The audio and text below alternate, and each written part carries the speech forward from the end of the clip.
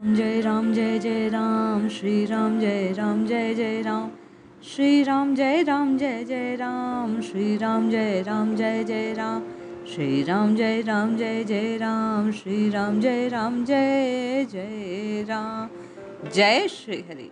पूज्य गुरुदेव के चरणों में बारंबार प्रणाम। रोज हम एक कथा के माध्यम से अपनी नामजप की साधना को एक कदम और अधिक बढ़ाने का प्रयास करते हैं। आइए आज एक सत्य कथा से ये जानने का प्रयास करते हैं कि आपको और मुझे किस भाव से प्रभु को पुकारना है।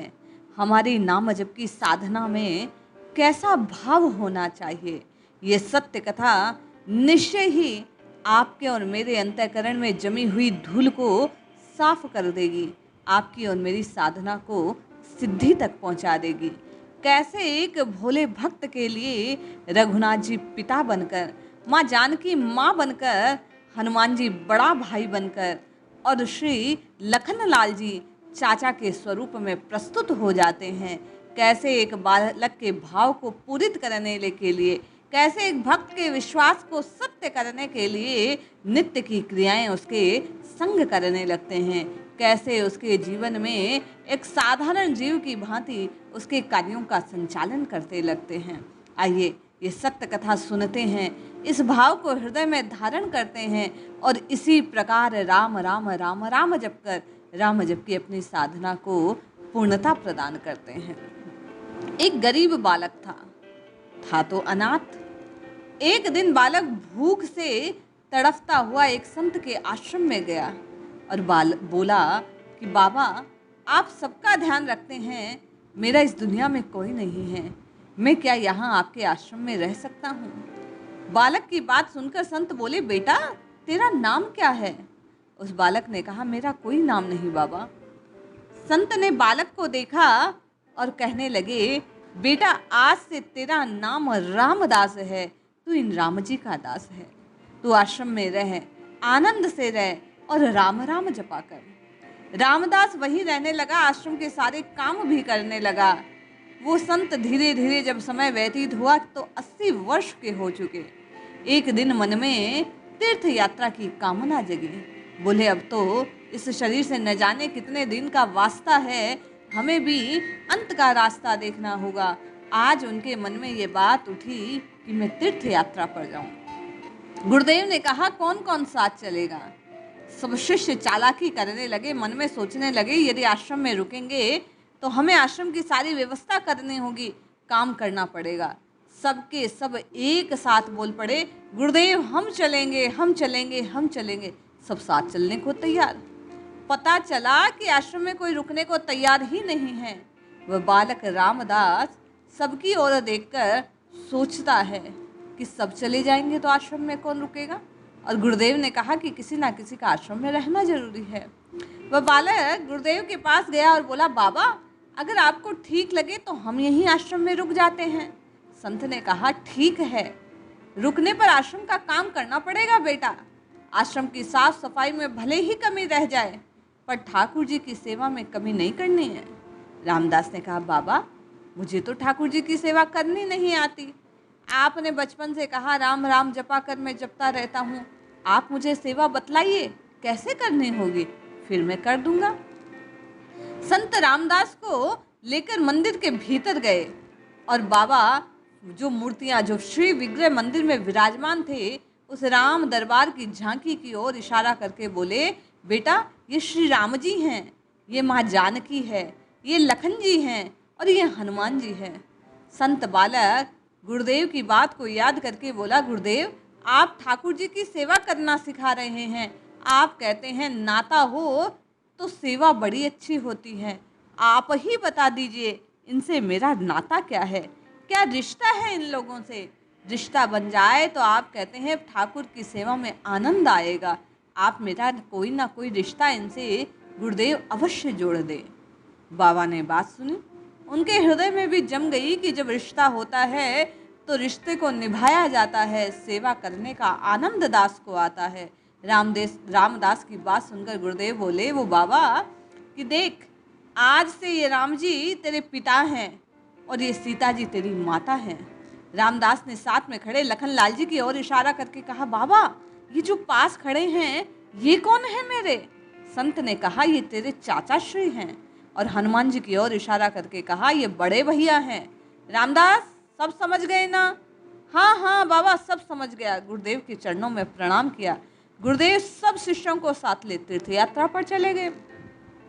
दूसरे दिन सवेरा हुआ। प्रातःकाल सूर्योदय के समय रामदास जगा, स्नान आदि किया, मंदिर की साफ सफाई करी, भिक्षा लेकर आया, भोजन तैयार किया और भोग बनाया और मंदिर में ले आया।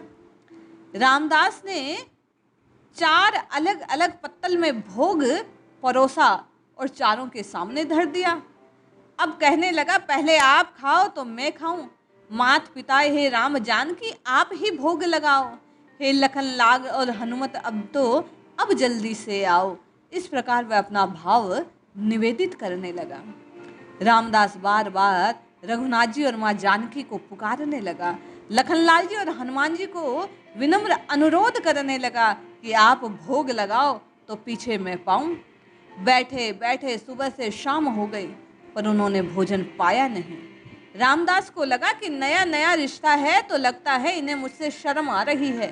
शाम होते होते भूखे रामदास ने पर्दा लगा दिया राम दरबार के आगे और प्रार्थना करने लगा कि भोग लगाने के लिए प्रभु आ जाएं। हे राम जानकी जल्दी आओ अब तो भोग लगाओ। हे राम जानकी जल्दी आओ अब तो भोग लगाओ। बेटा बैठा भूटा मालिक अब तो भोग लगाओ। बेटा बैठा भूखा मालिक अब तो भोग लगाओ। राम जानकी जल्दी आओ अब तो भोग लगाओ। जैसा भाव था निर्मल, बार बार प्रभु को पुकारने लगा। पर्दा हटाता है और देखता है खाना प्रभु ने खाया नहीं, रामदास पा नहीं सकता। रामदास ये देख कर लगा उसे कि मेरी सेवा में कोई गलती रह गई है। ये खाना खाएंगे नहीं और ये खाना खाएंगे नहीं तो मैं खाना पाऊंगा नहीं, और खाना पाऊंगा नहीं तो मर जाऊंगा भूखा। तो भूख से मरने से तो अच्छा है पहाड़ से कूद कर मर जाऊं। रामदास के मन में निश्चल था ये भाव उठने लगा। वह मंदिर से आश्रम से निकलता है। भगवान राम जी, हनुमान जी, लखनलाल जी और माँ जानकी की ओर बार बार देखता है और वहाँ से पहाड़ की चोटी की ओर चल पड़ता है। वहाँ जाकर मरने का निश्चय करता है। कुछ समय बाद रामदास जब मरने को निकल जाता है, भगवान हनुमान जी से कहते हैं, हे हनुमत जल्दी लाओ, जाकर बालक को लाओ। बालक से कहना हम खाना खाने को तैयार हैं। हे हनुमान, वो भक्त कहीं अपने प्राण ना त्याग दे।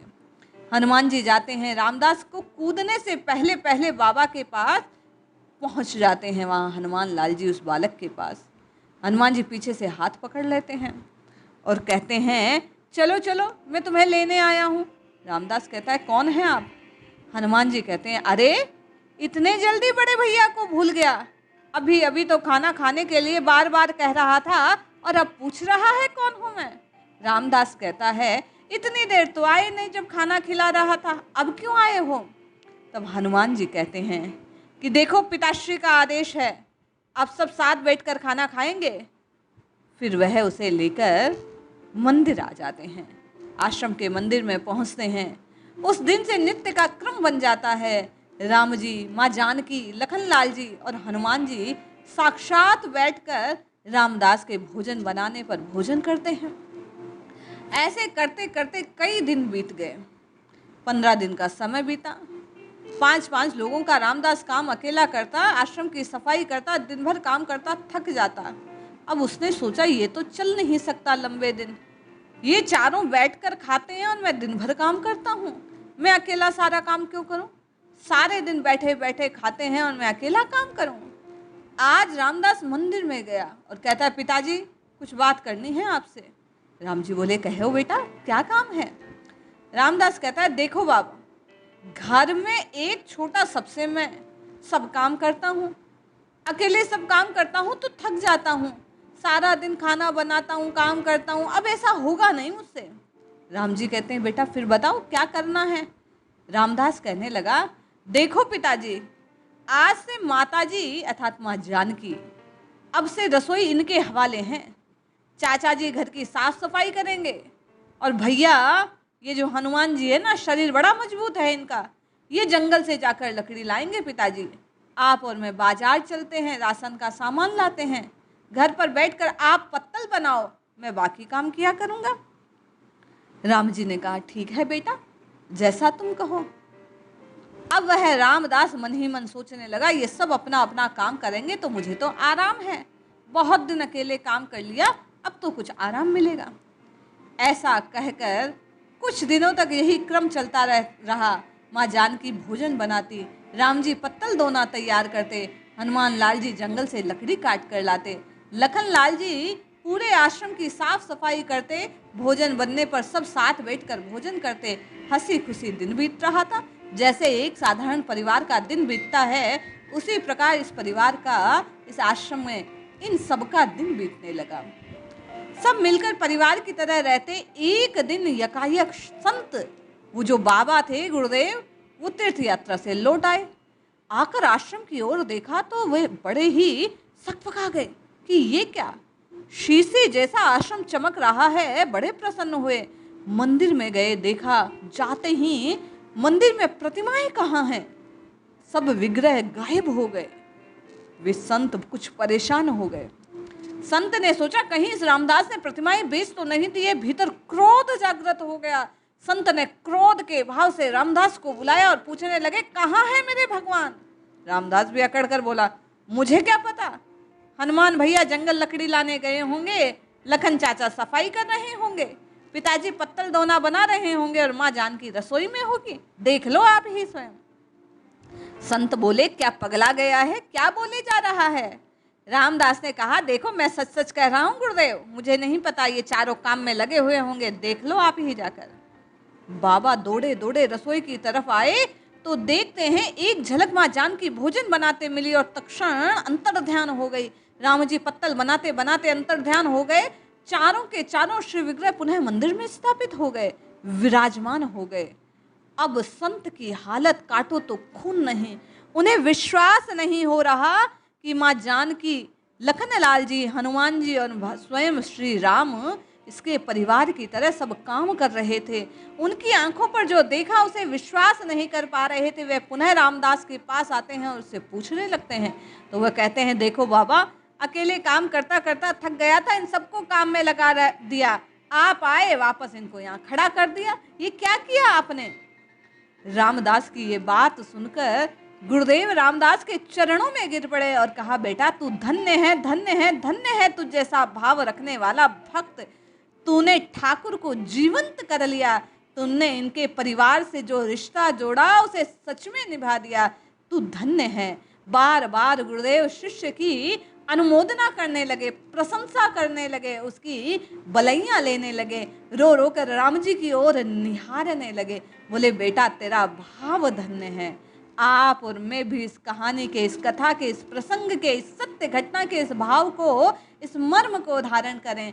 जब आपका और मेरा निश्चल विश्वास ऐसा हो जाएगा कि माँ जानकी, राम जी, हनुमान जी, लखन लाल जी आपके और मेरे परिवार के सच्चे सदस्य हैं, वे ही सब आपके और मेरे अपने हैं। हम और आप जब उनको विश्वास पूर्वक यूँ पुकारेंगे तो निश्चय मानिए उन्हें रामदास की तरह आपके और मेरे परिवार को भी पूर्ण करने के लिए आना पड़ेगा। इसलिए श्रद्धा से, विश्वास से जपिए जपिए जपिए, नित्य निरंतर केवल और केवल प्रभु के नाम को जपिए, राम जी को पुकारिए, अपने इष्ट के नाम को प्रीति से बारंबार पुकारिए। निश्चय मानिए आपका और मेरा जीवन सफल हो जाएगा, हम और आप निहाल हो जाएंगे। बस दिन रात अपने प्रभु को पुकारते रहिए, कल्याण अवश्य होगा। जय श्री हरि।